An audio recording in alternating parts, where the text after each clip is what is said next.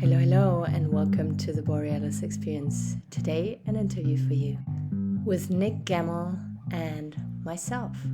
And the topic is what women want, what guys want from our perspective, from our experiences. I think it's very important to talk about it. And Nick kept posting things in that direction on Facebook. So we decided to make an episode about it and steer up some shit or clear up some confusion, because I feel there's lots of mixed messages out there. And it is just me and my perspective as a female. Of course, we're not generalizing, or yes, we are, because it's fun. But we are aware that not every female thinks like I do, and not every man thinks like Nick does. But we thought it was a fun topic to talk about, and let's dive into this. Nick, you've been married. We know that from episode number 1 with you, and you maybe dated before you were married, or maybe dating now. Is there, like, do you notice any changes in dating when it came to your, let's say, 20s or teens to now? What would you say is the biggest difference? No, and that's very interesting. And thanks for having me on the show again. This is great. Mhm. And I didn't date too much before I got married, to be honest. Mhm. So, what I had for relationships before that were very, one was very toxic. And that would have been the longest term one. It'd be almost 2 years, I think, we were together. And but that was very toxic. But the differences, I would say, now in dating again is it's just easy to throw away relationships now. And I say that in the meaning of, with the swipe mentality, it's just easy to go on to the next. And in order to build a connection, we need time and we need to be able to see each other. But when it's so easy that the next best thing comes across in your profile, that it's just so easy just to go on to the next one. And when something's not going our way, especially, it would, like, is definitely hard to begin with, and now with the COVID bullshit, we're forced to be distant a lot of times. And so it takes a lot of work, so much work. And with the swipe mentality, man, it's especially, if your partner or someone you want to pursue is, hundreds of kilometers away, well, it's not going to work out very well when you can swipe the next person that's 20 kilometers away and you think that that's the next best thing. So I feel that's one of the harder things that's happening right now, is just the swipe mentality, is the left, right. It's not helping the situation at all. Mm-hmm.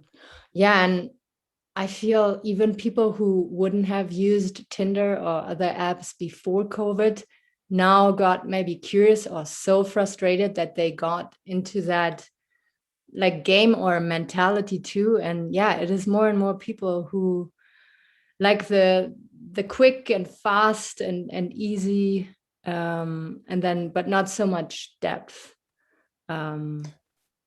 is there, and Yeah. it's harming us both, like both sides, right? Yeah, absolutely. The instant gratification, we'll say, right? Like, where someone, a little bit better looking that we think, right, comes across and we're like, yeah, this is great. Where you actually had a connection with the other person and you totally discarded it Yeah. for a physical attraction that you think in your mind is going to be able to be your future partner, right? You haven't even sparked a conversation with them yet, or Yeah. her. And yeah, it's just amazing, but so hard. Yeah. So now if we look into what people want, what would you think is the number one thing that women are communicating they want? And is there sometimes a situation where you feel confused, where you feel like, well, she communicated this to me very clearly, and now all of a sudden she wants something else? Like, do you know what I mean? Oh, I've had Mm-hmm. quite a few that wanted, or that was open to being very honest. And my whole thing and what I teach people, and especially men, is to, yeah, say your feelings and be but it can cause a lot of problems when people say they want that, especially like when women say they want that, but then they don't know how to process it. They've never, they haven't had a lot of men open up to them, and then they get frightened when you're starting to tell them why something that they did, rather than just the typical anger or the typical, snarky comments, that they would get from other men. Now it's like, hey, that made me feel this. That made me. It's hard to process when you're not used to it. And so I would say that was a big thing. And dating now, when women say that they want a relationship, and it goes back to the swipe right, swipe left, you get into it and they just wanted a good time. And it's just so easy, so easy to move on. Yeah. And no, that's happened more than once. Right. So it's very tough, but I've been guilty of it as well, because that's just the mentality of it. And I'm not holding any blame, but it is very hard when you get into something and you feel like, yes, this could be a relationship, but then a week later, oh, I'm just not ready to be committed. I'm not ready to be in a committed relationship. Mm-hmm. What? What? And this whole polyamorous, yeah, that's what it's called, right? The polyamorous thing. Like, you find out like 2 weeks into spending time with somebody that that's their thing. Where did that come from? Like, how is this a thing? Right? Yeah. Yeah. Like I think I have to withhold my opinion when it comes to polyamory, because I would upset too many people. But I like what I see or understand when you say um this is that I don't know you well, but I saw you, or I know your story a little bit, that you rose and are now a very clear, open-hearted and minded person who communicates. And that's so freaking scary when you meet someone who from the outside looks like she has it all together, but all of a sudden, like like, oh my God, he's gonna cut through my bullshit. And I don't know if I'm ready for that. Of course, she's gonna pick the next best guy who she knows he's gonna fuck her brains out, sorry to say that, and not touch her Yeah. wound in any way. So that's the only thing I want to add to what you just said. It has nothing to do with you, or yes, it has something to do with you. Yeah. You challenge people too much, No. and No, absolutely. and I feel the woman that is gonna be able to communicate back and to be open with you is not gonna be on Tinder, because on Tinder it's, sorry to judge, but it's mainly people who want to stay in their like little shell and not open up, but still connect and still have the physicality. And wow. And then I think, like, for you guys it's so unfair because now you think or feel like I'm open and communicative, and that's what women want. And now women freak out and are like, oh no, we're not ready for this. So what? Yes. Yeah. Yeah. that And so that it's a very, yeah, no, yeah. sorry. Oh, it's just very, yeah, that part of it is very hard. And so I'm very upfront personally with, even starting when I start to converse with somebody, like, this is the way I am. And it may be a problem. I'll just put it right out, right? Like, this might be a problem for this reason, but I'd like to pursue and see, right? Mm-hmm. Especially I find so many people that are so many women that call themselves, we'll say, for lack of a better word, woke or aware. But then once you spend one-on-one time with them, it's a complete train wreck. Yeah. Not all of them, but it can be like, there's so many demons that people have nowadays. And that's cool because they're actually aware of it, but it's not dealing with it in a positive way in a Yeah. lot of ways. And going back to calling out in the bullshit, it's very hard, right? So when you're dating, how do you, like, I don't want to coach anybody that's and I'm not perfect by any means. I still fall into these patterns, habits, behaviors, but I catch myself and I try to try to get out of it. But a lot of women, call themselves woke um, or awakened, we'll say, but they're dealing with a lot of trauma, Mm-hmm. a lot of trauma, but just not in a positive mindset, where it's still a lot of past trauma is coming out, and you know and it just doesn't work for a relationship. Mm. So it's definitely a work in progress, for Yeah. sure. Yeah. But it's very hard, when people say that they're ready to, they don't disclose that they're not ready to date. Mm-hmm. And but then you get 2, 3, 4 weeks in, and then all of a sudden you get that bomb dropped on you. Oh, yeah, I'm just not ready to commit, or I'm like, oh my God. Okay, well, I thought we had this conversation earlier, but maybe we Yeah. didn't. Yeah. Wow. And what would you say is the number one thing that girls or women like need to know about what men want? Is there something like, did you notice like a red line where you thought, no, no, we actually want this, but you girls think we don't want it, or you girls think we want this, but we don't really want this? Is there something that you noticed? Yeah, so there's a couple different ways to take that question. And after coaching men now for over a year, you see a lot of patterns, habits, and behaviors that come out of these, and a lot of discussions from those patterns, habits, and behaviors. And a lot of it, I'm just going to go back to the men again, like, and taking accountability, is they don't know what the fuck they want. They don't. They Mhm. don't even know. They've never asked them the question, like, what do I actually want? And a lot of times when you start doing that, because we got guys that are going through divorces, or potential divorces, we got guys that are going through uh, midlife, hey, like, do I actually want to be married to my wife deals? But they've never asked themselves these questions before.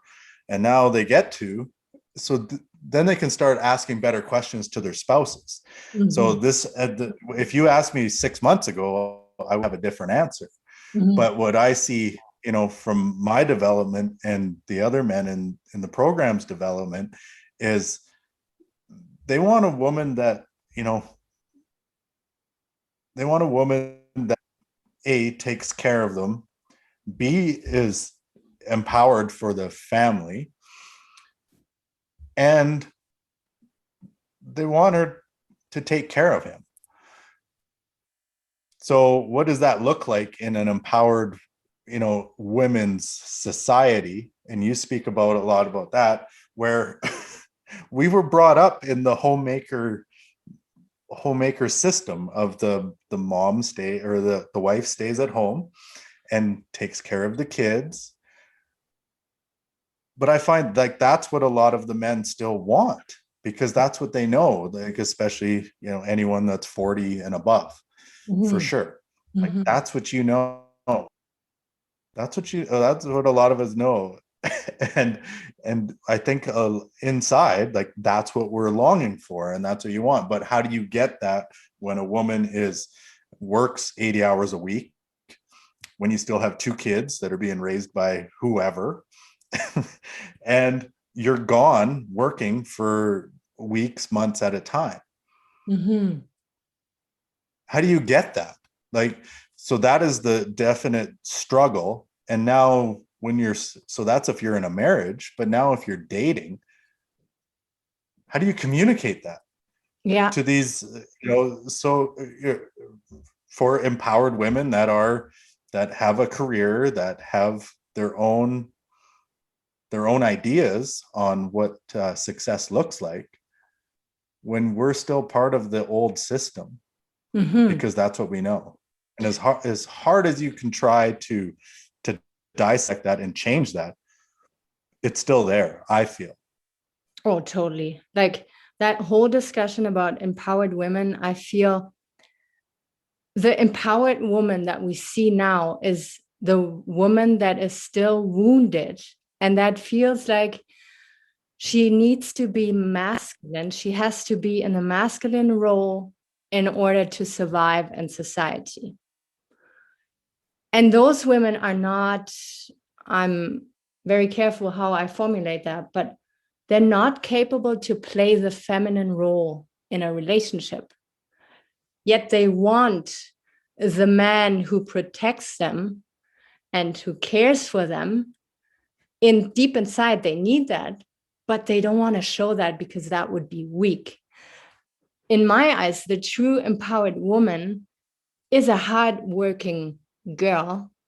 She is there for her community, for her family, for her girlfriends, but she has that nurturing, that openness, that receiving energy, and not the, oh, I got tits and a vagina, but I can lift like a man, I can work like a man, because that woman might look very sexy, but internally she is so at war with femininity that when a guy comes in and wants that role from her, she's going to run away. She's going to make you feel Yeah. so weak and silly because you challenge her again. And I find it so hard. Like I had an interview with a girl and I never posted it because she got so aggressive with me because she didn't understand that I was scared of her. Like she said, okay, you're empowering men. So what about all these women who are still not getting an equal job and equal payment and stuff? And I said, yeah, well, that's a different problem though. And you're not going to solve it in becoming a man as a woman. And I see your guys struggle so well, but I still have troubles to get through to women because they see me as the weak little feminine girl who is too lazy to get out into the corporate world or something. I irritate them so much.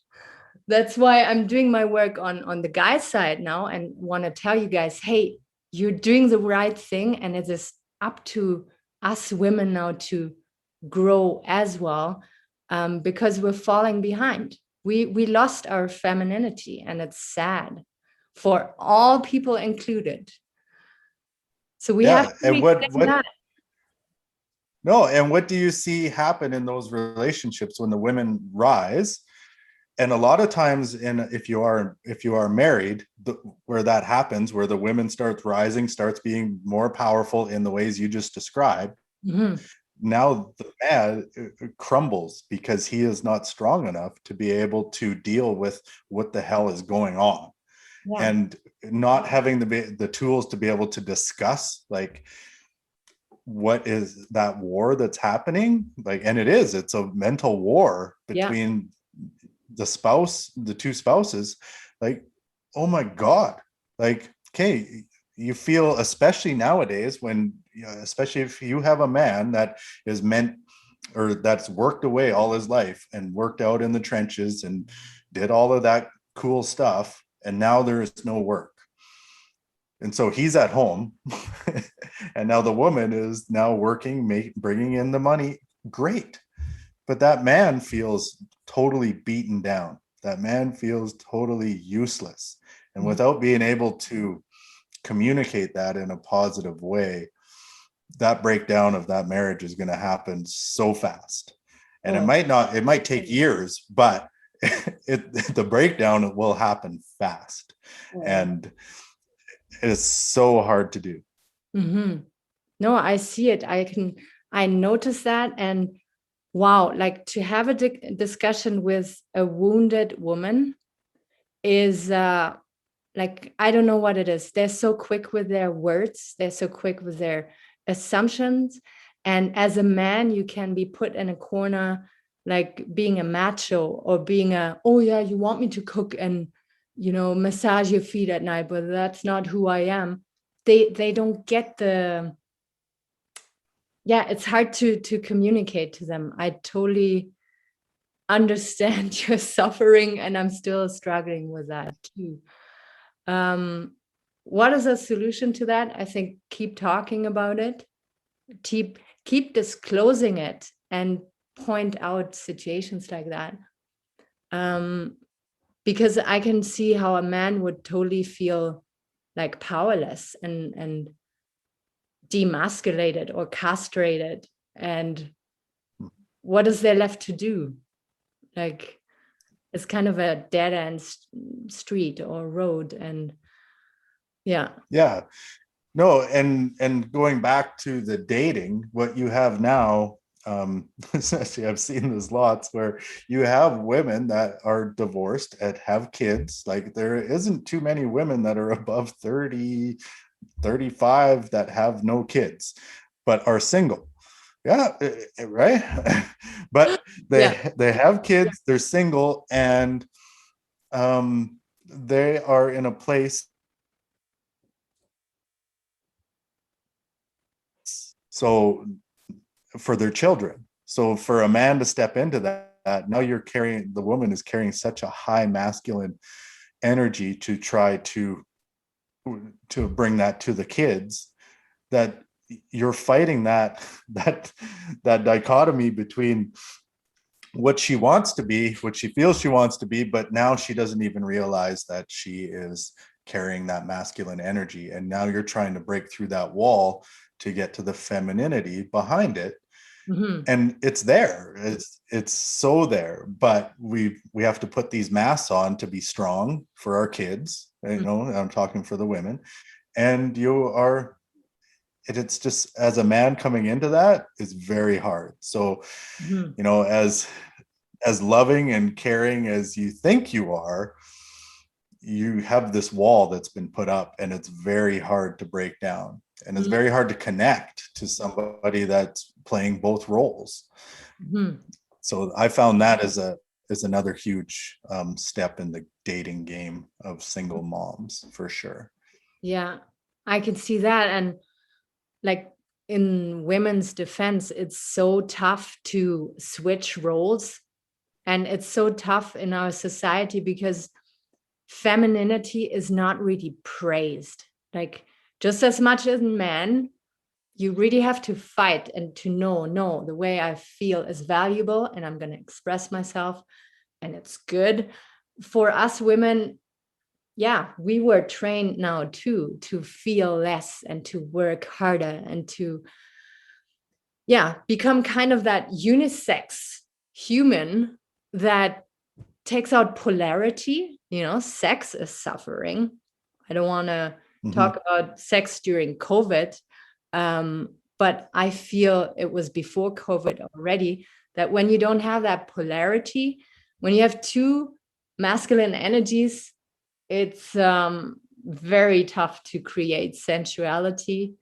And now as a woman, it's so tough to, let down your guards again and to allow the man to be the man, and to, it's okay that he holds the door or that he helps you into the jacket. No, this little subtle things where, a woman doesn't feel threatened. A woman wants you to protect her and wants to feel safe. And she can lift her weights in the gym, but she still wants the man to be the man, right? And we have to bring that back into society. And I just don't know how. It's a huge muddy battle. Yeah, I Yeah. agree. And it's definitely hard, but I think just talking about it more, maybe somebody somewhere can pick up the idea that they can do both. Like but you have to know how to shut it off, like you said, like especially the woman who is carrying both energies. Well, like, how do you shut it off and how do you become aware? Well, I personally think it's like meditation has helped me so much and be able to disconnect facts from the feelings that are around me.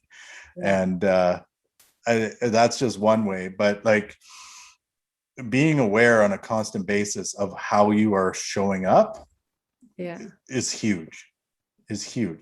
Like what are the words coming out of your mouth? Are they self-defeating? Are they demeaning? If somebody said that to you, would you take that as demeaning? Right? Like, maybe don't come at somebody that way, like your spouse, or partner. And just be aware of what's happening around you. Like, it's so easy. And after 17 years of marriage came crashing down, right? Like, man, there's so much that I'd like to do differently, but that's why I'm very excited about the next, 40 some years, right? Because you get to take all of these lessons and be able to apply them.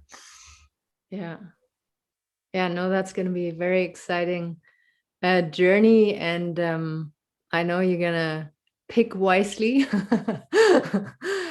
And another thing I wanted to talk about is, so in my family, I observed the guys were very aggressive and suppressed women.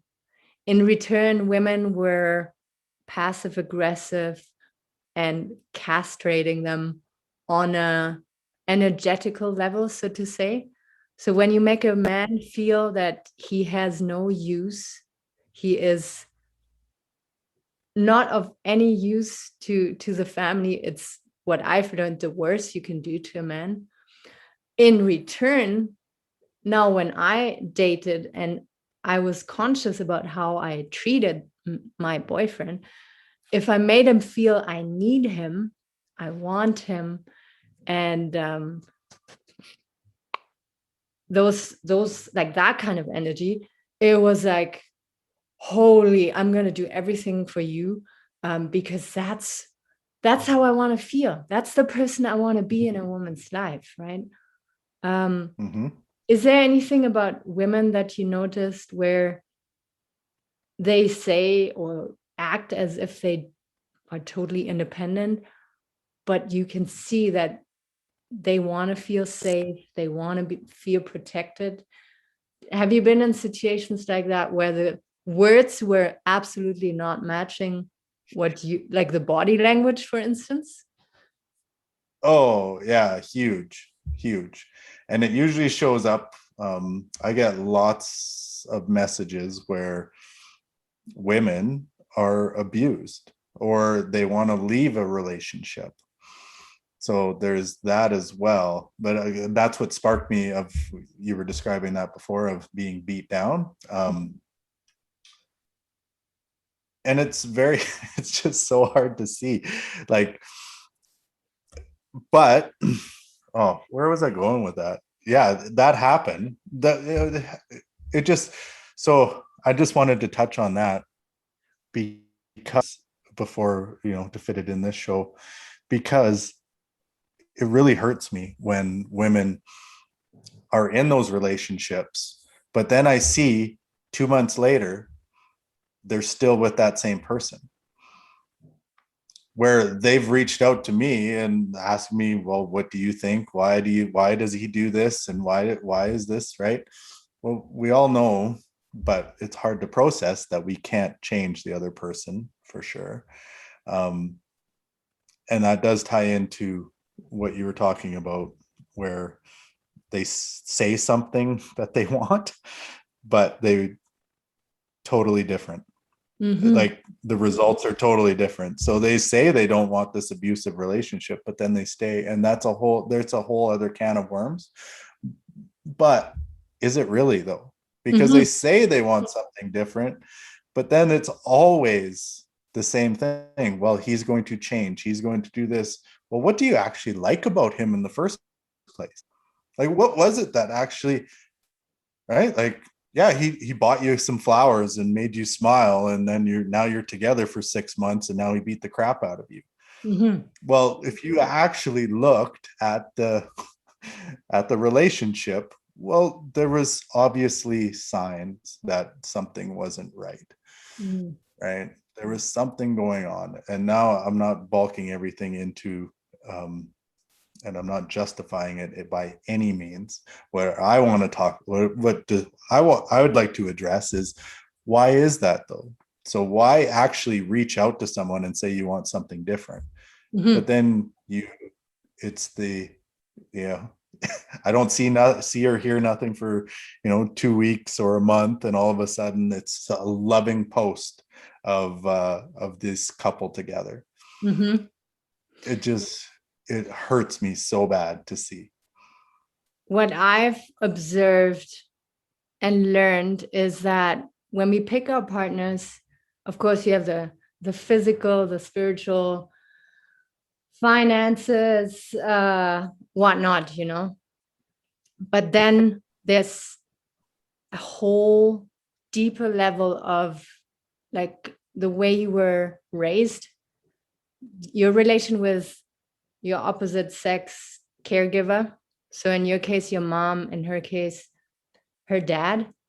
And if she is, I don't know that person, but if she is with a person who deep, deep down makes her feel like she felt when she was 5 and she had a good relationship with her daddy, then this is so much stronger than if you, beautiful person, come along and like basically live, oh, with me you'd be safe, I would never treat you bad, we have money, we have fun, blah blah blah. This is good for a couple weeks, but then again, her deep enrooted longing for her daddy it's so weird, is going to come up again, and she's going to look at you and see that you're weak, you don't have that aggression, and this is actually what reminds her of feeling as the little girl back then. And that's what I've learned. I don't say this is a fact, but that's way stronger than what you got to offer. And you can't overrule it until that person decides to do it. And I suggest to you to keep distance to people who are in and out, hot and cold, because they are not like clear with themselves, and they're gonna drag you in, and you have such a big heart, you're so empathetic that it's totally gonna mess you up. Oh, personally, that's happened a few times. Yeah, exactly. Where I get sucked into that same, I want to help people as well, but I'm attracted to it. And it goes, you said the little girl, but that's my little boy doing the same thing. And I'm like, so causing, and that's why I love this. That's why I love talking about this. I love the coaching that I do, is because I'm learning just the same as everybody else. And trying to act like you're on a pedestal doesn't happen with this guy anymore. There is no ego. So I screw up more often than not. But able to be aware that this stuff is happening. So Yeah. because when you get, especially when you get messages of women that you know, because there is something attractive about a man that speaks out the way I do, and in some ways, and I'm finding, I didn't know, but apparently, so I do get a fair bit of messages of women, but then you'll get in that same conversation, you'll get, oh, I'm in this shitty relationship and blah, blah, blah. I try to be helpful, but then not be flirty. So it's very tough, very tough, Yeah. And because you a have to, lot of the women yeah. are very attractive, right? And Yeah. that's not what I want. So at all. I'm wanting to speak to the guys so that they message me, which does happen, but not as much as women when they want to reach out. So yeah, it's very, yeah, there's a very fine line, and I'm learning to find those boundaries. Because yeah, I can get sucked in just like anybody else. Like, this is, oh man, she would be so much cool to date. And no, like, let's just keep this professional for sure. Yeah. Yeah. and I'm not, yeah. But it's so tough. And I'm not Yeah. afraid to say it either, right? Like, I am human, and I am attracted to women. It's just what it is. So Yeah. And like the awesome like thing that we can start doing now as very caring people is that we observe, okay, which part of me is attracted to that person now? Is it my caregiver, my rescue personality, or is it my uterus? Yeah, is it my masculine and my feminine parts that are really drawn to each other? And once you hack that, once you know, no, I'm not the caregiver, I'm not the rescuer of my future partner. I want my partner to be healthy and empowered and to know how to, heal situations. Then you can be more selective.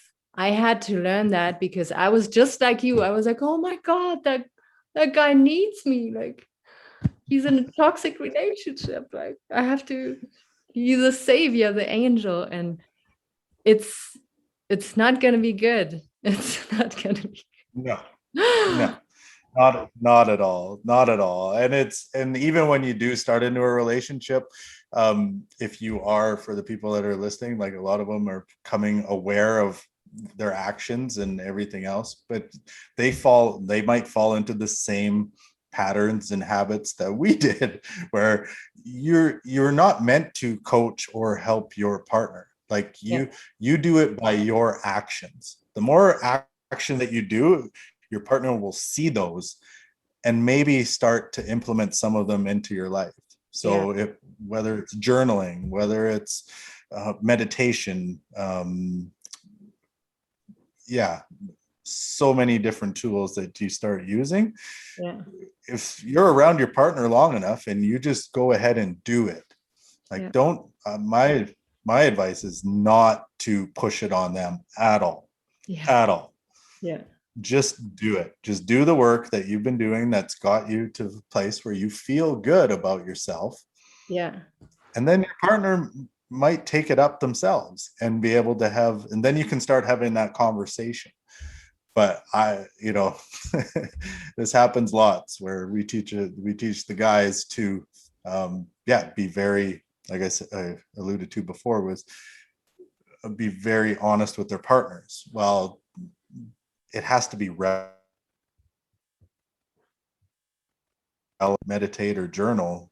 You telling them, or I'll go ahead and say telling them, they should do something, they're going to push away from it, and then they're going to make fun of you for doing it. It's just the way that it is if they're not in that place. So and then we start that whole cycle where we started this conversation, right? We came full circle, where now we're getting beat down by our partners, and we're not even realizing that we're doing it. Oh, it's so unconscious. Nick, we're coming to an end here. I feel like we could talk about this for 7 more hours. Is there anything like a message that you would like to send out to women when it comes to dating and finding a partner, or like having a healthy relationship with a man? Yeah. For women, I would suggest feeling what it's like to be needed again. I just see what that, like, just sit and feel what that would be, even if you are the most powerful woman on earth and you're a Fortune 500 company CEO. Just feel what it's like to be needed by someone, like when you were a little girl, like you described, Aurora. Like, feel what that is, and how can you implement that into your relationship, and how can you communicate that to your partner? Because I feel that would be massive. Okay. Massive. Okay. You can go and produce, you can go and be a badass bitch, but like, feel what it is to be wanted and communicate that to your partner. Yeah. And then on the men's side, feel what it's like to be a fucking animal again. Like, go and lift some heavy shit, or go and chop down a fucking tree and run around in the bush naked, and just feel what it's like to be a man again. Like, just primal. Just feel what that is and communicate that feeling to your partner, and how you can get that in, how you can maybe incorporate that primalness into your relationship. Like, two huge things that we need: to be wanted and to feel like we're a badass motherfucker. Like, and that's different for everybody. That feeling is different for everybody, right? So take that for what it's worth and kind of manipulate that into what you need into your life and what fulfills you. But in a nutshell, like, that's what I feel that we're missing, is just want to produce and just be badass. Yeah. Man, that was a beautiful, beautiful ending. You totally nailed it. And I hope that message will be received. I know it will be received, and we will take care of distributing and sharing, because that's exactly what we all need to hear. Yeah. No, beautiful. Let's leave it at that. Thank you so much I love it. for No, making thanks. the time. Yeah, no, thanks again for having me on. It was great. I always love these combos. They're awesome. Well, thank you so much for listening to this interview on the Borealis Experience podcast. Make sure to check out Nick Gemmell and his Pipe Dream Solution podcast. And if you have any questions, any comments, please feel free to reach out to us on Facebook. Have a good rest of your day, and we will be out there very soon again. Thank you. Bye-bye.